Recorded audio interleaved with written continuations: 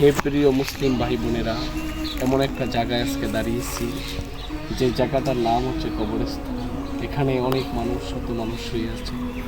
একদিন আমিও আপনার এই নিঃশ্বাসটা চলে গেলে, এই কথা বলার শক্তিটা যখন চলে যাবে, তখন এই মাটিটা আমার হবে পর, আপনার হবে পর, আর এই মাটির ভিতরের ঠিকানাটাই হবে আমাদের প্রকৃত ঠিকানা।